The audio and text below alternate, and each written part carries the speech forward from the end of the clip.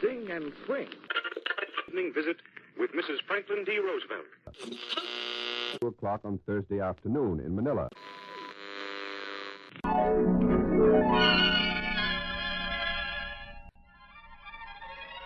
Forbidden Diary, the true World War II story of Natalie Crowder, based on her secret journal written from a Japanese prison camp in the Philippines.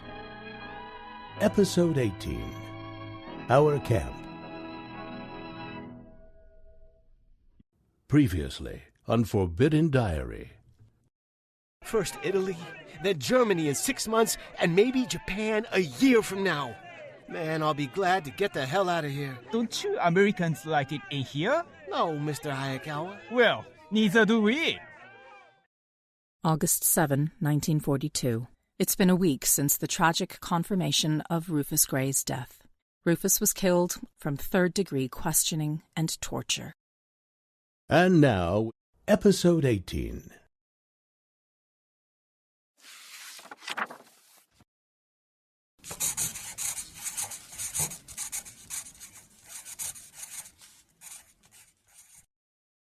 September 27, 1943. Out of the blue, the Japanese finally gave us permission to write home. Word spread through camp, and I sent my first letter to Mother since the war and signed it, Your devoted daughter, number 87. It was a mad, wild, hectic day, typing letters all day long, the air crackling with typewriters and people letting out their emotions. I typed 32 letters for people, and by 5 o'clock was tired and almost ready to weep after looking into the hearts of the camp in letters.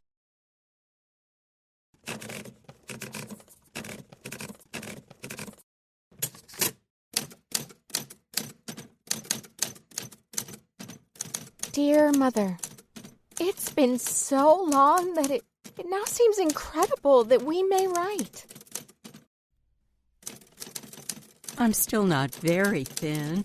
We purchase extra food when we can afford it. And in my leisure time, I study New Testament Greek. On the whole, I'd say our treatment has been fair and considerate. Am I an aunt? When you write, you'll be sure to tell me about the nieces and nephews. Someday, this will all be behind us. And we have classes in Chinese, Japanese, Latin, Greek, German, Spanish, French, English, Ilocano, Tagalog, accounting, higher mathematics, architecture, and Japanese flower arrangement. I feel I have had a small share with you in this changed world. I realize I shall not return and find things as I left it. I have a pan made from part of a safe, and a brooch with my name and prison number made from a loudspeaker, of all things. 14 babies born, almost 2 years old now. 3 men died. 1 was 83 years old. We line up for meals, store, and even the toilet. Only a very few possessions are still with us. All else is gone. Someday we'll have a great family reunion. We try to look forward. We're soon entering our 3rd year. Fortunately, there's no censorship on thought, which goes out to you often. Many who used to drink alcohol now speak of improved health and are in far better condition in spite of hardships. They don't mention that it's a lack of stimulants or that regular hours of sleep and outdoor life with hard work help to keep us in condition during unaccustomed rigors. I am so thankful my husband is with me. I've certainly learned a lot about cooking with coconuts, rice flour, and other native products. We have poor beds, no chairs, no bathtubs, no fireplaces, no warmth of any kind. We live an active, hurried, crowded life. I live with many women. My cathedral friends may like to know that I make the altar bread using 2 electric irons for the purpose. Marion's son looks just like Rufus. She's done a superb job of looking after their baby, all by herself.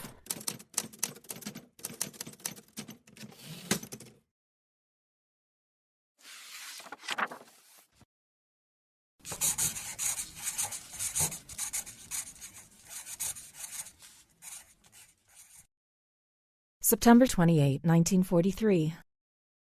Jerry told me a story about a Bataan prisoner and an Igorot boy, both heroes in my book. It happened during a forced prison march about 6 miles from Bontoc. So the GI is staggering under his load and collapses on the roadside from exhaustion.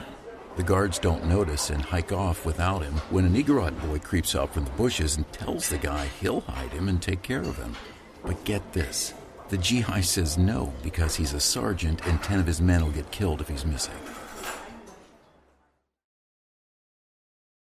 September 29, 1943. The camp started buzzing this morning about a prisoner exchange. By noon, it shifted to repatriation for all families. Oh, but the rumor was too good to be true, because after second meal, Miss McKim announced that only one person would be allowed to go home. Bill Portrude won the drawing. Now that the Japanese are letting prisoners send and receive letters, we got a long note from Regina, who is interned at Los Baños prison in Manila.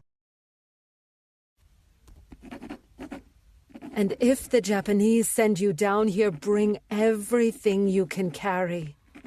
We live in separate shacks and pay for our own food. There's no community store, just private selling, and everyone cooks on their own clay stove when they can afford firewood. We eat beans every day at noon and crave fresh vegetables. We do have hot and cold water on tap, but it's a long haul carrying it, and the heat means constant washing. It's been even more dull and monotonous around here since 800 of our men were sent to another prison. We don't have any initiative down here. Maybe the heat sweated it out of us. What I wouldn't give for a cool mountain breeze. Tell people to stay in Baguio if they can, especially if they have kids. September 30, 1943. The high school's production of Our Town was really quite good. I think I have Jim's review here somewhere. Camp Holmes Daily News. Dear Mr. Wilder, last night our high school presented your play, Our Town. We didn't get your permission, I'm sorry to say, but I know you will excuse us. You see, we are in a concentration camp. We have been without our freedom for nearly 21 months now.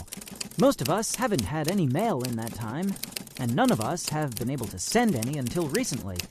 Besides, we wouldn't have very much to pay you with, except maybe a hand of bananas, and lately they haven't been too easy to come by the way prices are going up. We had a good time last night. We depend on ourselves for entertainment these days, you know, and it's not very often we have anything quite so worthwhile as your play.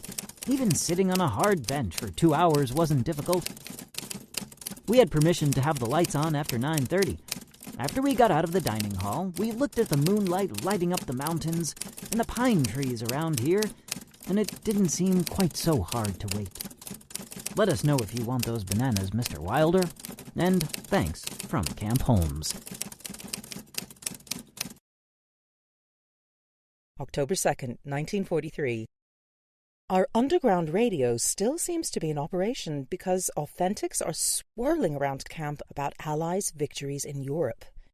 Today, a rumor about Kiev falling. Even the Manila Tribune admits that the Allies have occupied Sardinia and Corsica. Mr. Hayakawa brought news from his trip taking Dr. Dean and the lucky Bill Bortrude to Manila.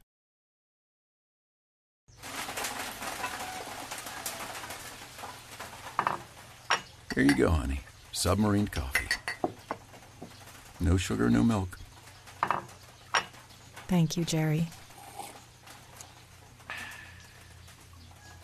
Hey, I've got some fresh news hot off the Hayakawa press. About the repatriation ship? How'd you know? I live in a dorm, honey. Well, Mr. Hayakawa told Arthur that Bill Portrude left Manila on a freighter sailing to Goa. Western India. Yep. Arthur said the ship holds 1,000 passengers, but they jammed 1,500 Americans on board. I guess old Bill somehow managed to get deck space on top. It sounds like a miserable trip. Yeah. Hey, how goes the 100 Years' War over at the women's barracks? Oh, you mean 1,000 years. Now there's a campaign to get mothers to pitch in more. Mrs. Salibi was sure hot under the collar about it.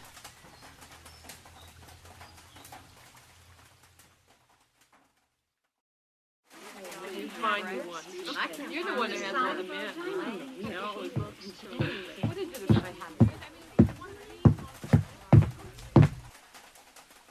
The only ones with excuses not to help with the vegetables and rice are the mothers who are teaching or have small children. The rest of them need to buck up. Their kids are fed and served twice a day, and most of the time they're either in school or being looked after on the playground. Why, you'd think we're back in Baguio before the war. So don't you tell me these women can't volunteer a measly hour and a half. If they have time to bake pies and cakes in the women's kitchen, they have time to do a few chores like the rest of us.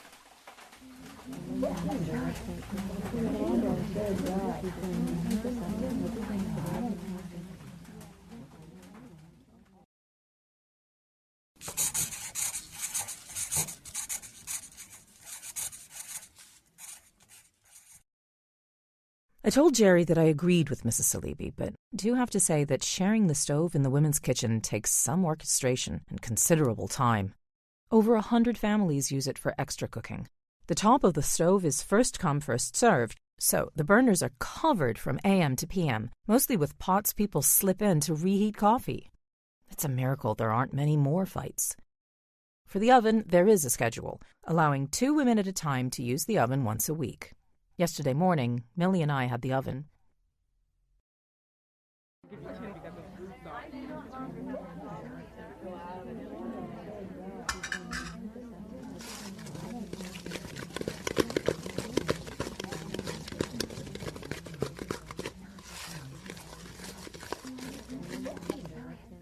Hey, Peg, would you give me a hand? Sure. What are you making? Bed cookies. What? Bed cookies. I call them that because they're made on the bed, and I use the cookie sheet Florence stores under the baby bed. Oh, I just don't have enough hands. Would you please measure out 1 cup of rice flour for me? Sure. Oh, thanks. Okay, now, dump it in a little at a time while I stir. Okay.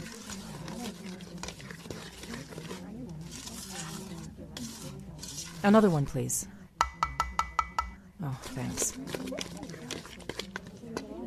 I'm making this batch with cocoa butter. From Nida? No, Jerry and I made it. Another? Yes, just sprinkle it on top.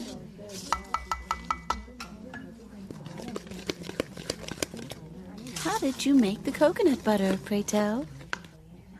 Jerry milks and strains the coconut and then lets it settle for about 3 hours. And then I scoop off the cream and shake it in a jar. Just like grade school. Remember? I do, only we used real cream. Remember that? I had to give my firstborn for a saltine cracker with butter. So that's the price you put on your dear child. You didn't hear him teasing his sister last night. He takes such delight in it. Oh, Beatty does the same thing. And of course, everyone hears it and thinks I'm raising a wicked child. Don't worry about it. Anyone with kids knows better. Beatty's been a rascal lately. I'm kind of glad he's living with Jerry. You heard about him getting 2 stitches from a playground fight? Kind of. Well, Jerry's much better at dealing with that stuff.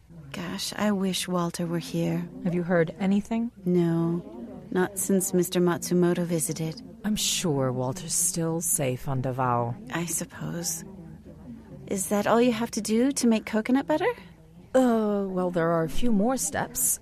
After shaking it in a jar, you have to work it over and press out the whey. Jerry's also made cheese from it, if you can believe that. He's so clever with food. I tell you, it borders on the occult.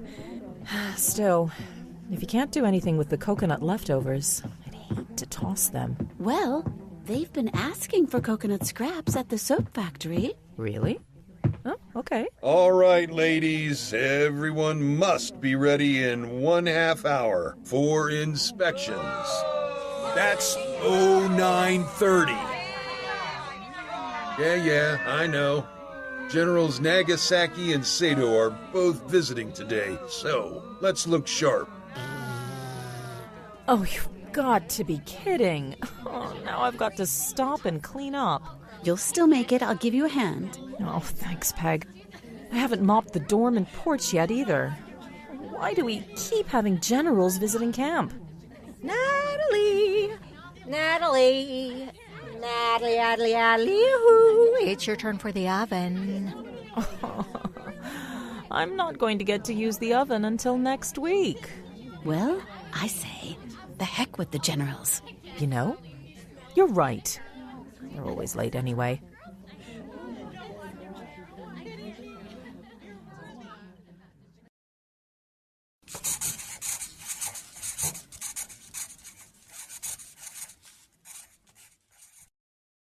While Peg did my cleaning, I baked cookies.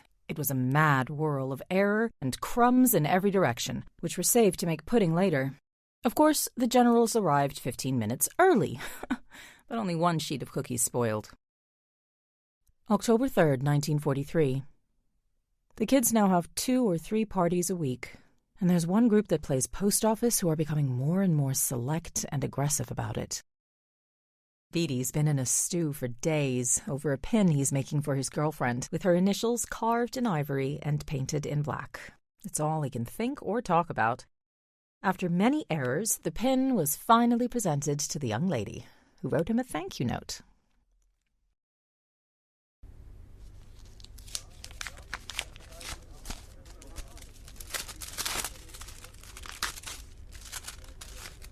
What's the letter say, Beatty? Nothing. Just thanks for the pin. Looks like more than that. Aw, come on, read it. No one's around and I won't tell. Well, there's one part I don't get. It says, Beatty, why did you give me the pin and go away? Why not stay and talk a little bit? How am I going to do that, Dad? You'll get a second chance. When are you going to see her again? Tonight. There you go. The kids are having a scavenger hunt. Hey, can't you kids find something else to do? Carl didn't appreciate his books dumped all over his bed. We couldn't find him and needed something with a signature on it. So you rifled through his stuff and took one of his books. We didn't think he'd mind. Actually, Beatty, he did. Sorry, Dad. We'll look for a grapefruit or something. Well, if you value your life, don't go scavenging in the kitchen. Chef Alex will have your head.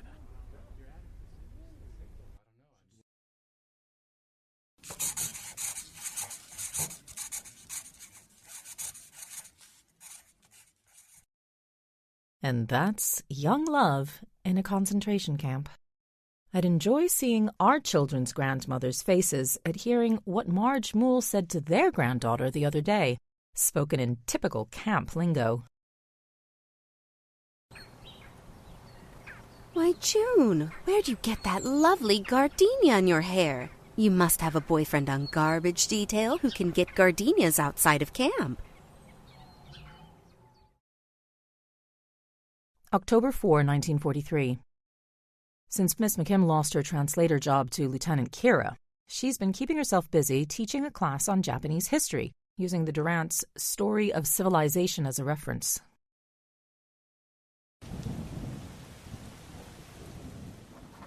That's a good question, Phil. One must study their historical background to understand the Japanese, such as their legend of origin and the emperor's divinity. You have to remember that the Japanese are born of earthquakes. The battling of natural elements has produced in them infinite patience. Their courage and bravery, ruthlessness and determination come from the samurai code. Every soldier is a gentleman, and every gentleman a soldier. Bushido, their code, calls for courage, asceticism, and self-control. The family is the real source of social order, with the father omnipotent.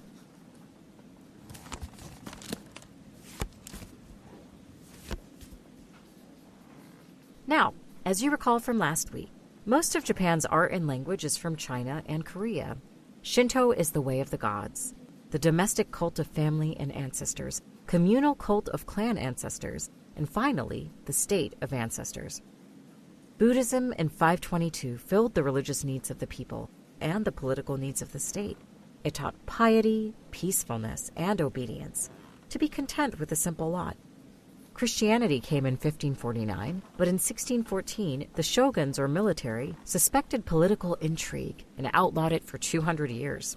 When Perry arrived in 1853, there were shoguns, the daimyo, and samurai. We also talked about how making the sword is a serious, prayerful business. Today, I'm going to talk a little more about Japan's classical Buddhist period, the Tokugawa shogunate, the most peaceful period, and continue on with the timeline to the mid-19th century when Japan drank in all she could from the West. Let's begin, shall we?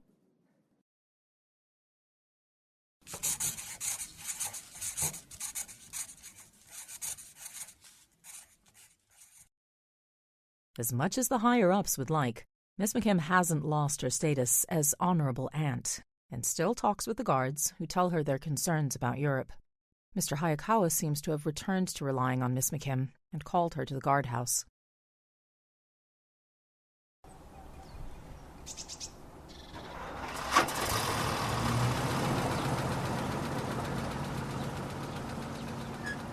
Honorable Aunt, is it true prisoners are betting on when America will invade the Philippines? I don't know anything about that, Mr. Hayakawa. When do you think it is going to happen? Truly, I don't know. When do you think? Never!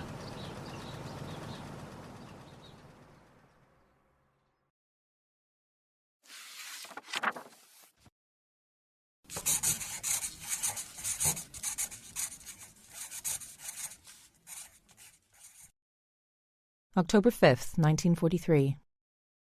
The rainy season is about to end, so the days are lovely, with less and less rain, but still fog, clouds, and mist.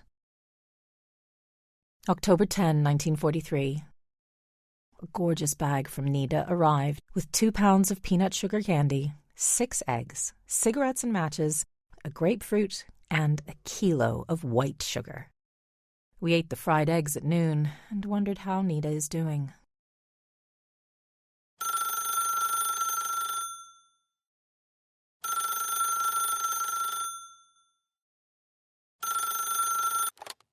Hello? Hello, Nida. Oh, hi, Auntie. How are you feeling? Just fine. What's going on? I'm worried about the Japanese. It's just like last year when Americans were doing good and the Japanese got nervous. I saw soldiers driving tanks up and down Session Street with machine guns. They're up to their old tricks. Did you read the letter in the Tribune from Colonel Nagahama? No. He's asking the guerrillas to turn themselves in. This is how the guerrilla fighting always starts. It's just an excuse to start interrogating people. Like those dumb identification tags everyone has to wear. I hate those chapas. If you're wearing a Baguio chapa and go to Santa Maria, you'd better have a good reason for being there, or you'll be arrested as a guerrilla. But it's worse now.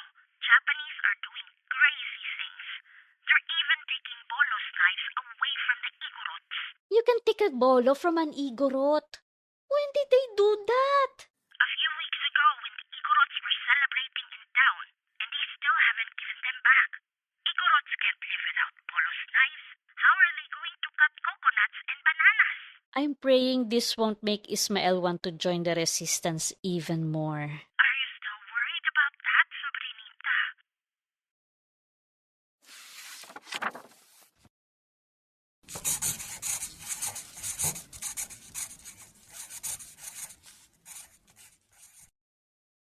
October 13, 1943.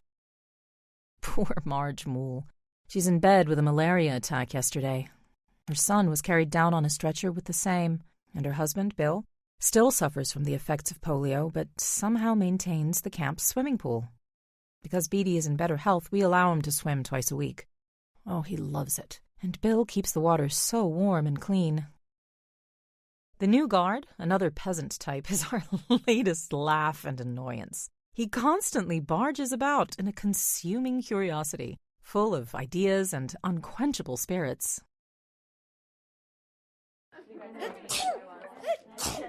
Ooh, he's crossed the line this time. He just crossed the line. Who? The new guard, you know, the big ape. He wants me to mend his underwear. Can't you do anything, Miss McKim? I'll talk to Mr. Hayakawa. Where are those Japanese manners they're all supposed to have?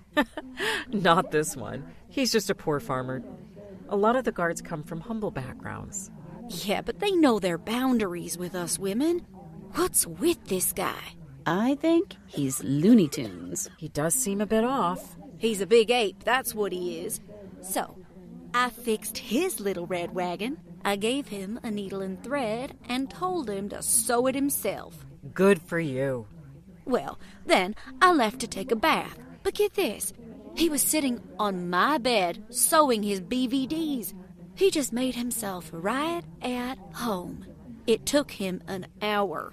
He sat on our bed the other day and used my manicure set to cut his nails. Well, at least he didn't ask you to do it for him. I'm afraid he's going to start asking me to do other things. I wouldn't put it past him. That's why I hid till he was gone. Well, he was sure zigging and zagging from some homebrew when he crashed our party last night. Just sat his big old self down at our table and helped himself to sandwiches and cake. The clodhopper. Well, be careful what you say around him. He's rough around the edges, but no dope. He's picked up a lot of English in Tagalog. He's still a hick. He tried to take me away from a bridge game to do his laundry. Bet he was no match for you. Well, when I reminded him that Mr. Hayakawa does not allow us to do such things, he said Mr. Hayakawa is only a civilian, while he is military police. Oh, I've heard that we outrank civilians line before. Then I still can't believe he did it. But he sprawled across our bridge table, so I went straight to Mr. Hayakawa. What did Mr. Hayakawa do? Sent the sergeant over to tell him to go back on duty. Mr. Hayakawa, our samurai in shining armor.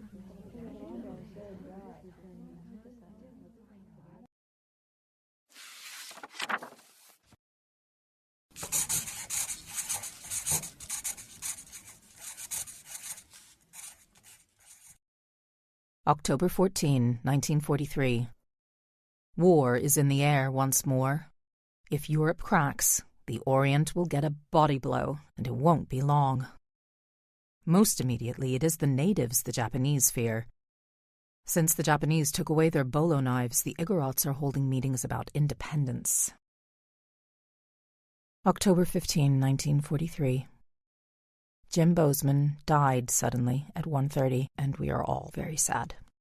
Jerry came to second meal with his eyes huge and mournful before the kids joined us. Millie and Ted were there.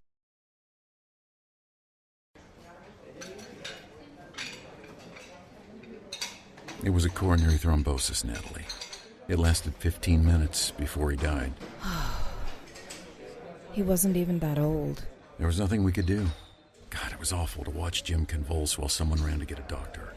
We all saw Dr. Schaefer leaping over the hedges to get to the camp hospital. His wife said Jim complained about a pain in his arm this morning. Where is she now? Over at the shop. They carried Jim from the hospital in a black bag. After they finish the coffin, they'll take him for a Catholic burial outside camp. How old was Jim? 47. You and Ted must have known him from the Army days. Not really. He shipped to Corregidor in 1920 from Colorado Springs. God, I just can't believe Jim's gone. There'll be no more wild arguments in the cookhouse. He was such an ornery son of a gun. I liked him an awful lot. Yeah, me too.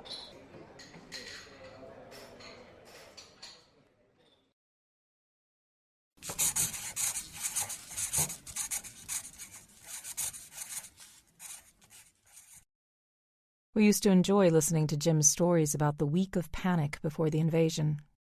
What a picture in his salty telling of it. The blowing of refinery tanks with no warning at 2 a.m., followed by a red glare and men pouring up from the tunnels. Jim was also kind and thoughtful. He used to bring me lovely, wild white roses from the mountains when he knew I couldn't go up there and wanted so desperately to go. If you can believe it, one lady, upon hearing news of Jim's death, said characteristically with her face pinched with distress, "Well, there goes our bridge foursome."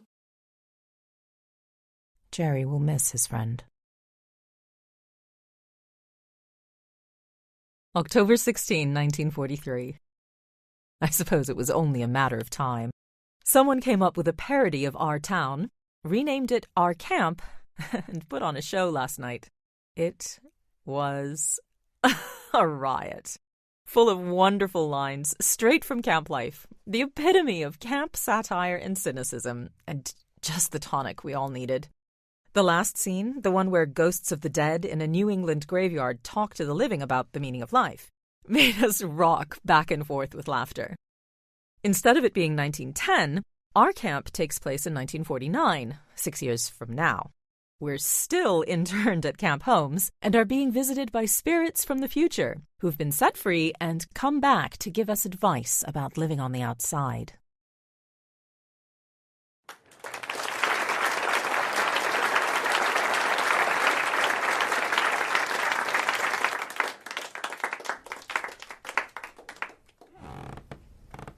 Who are you? We are ghosts from the future. We are internees like you, but have been set free. When's that gonna happen? We don't know.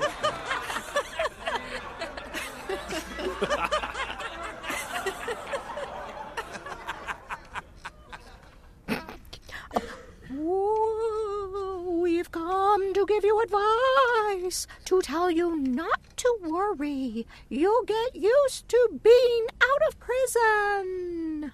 There's no rice and bananas for breakfast on the outside, only steak and eggs. Why don't you join us? What are you waiting for? We're waiting for the Great Offensive. We're waiting for MacArthur to come back. Never heard of him. Who's he?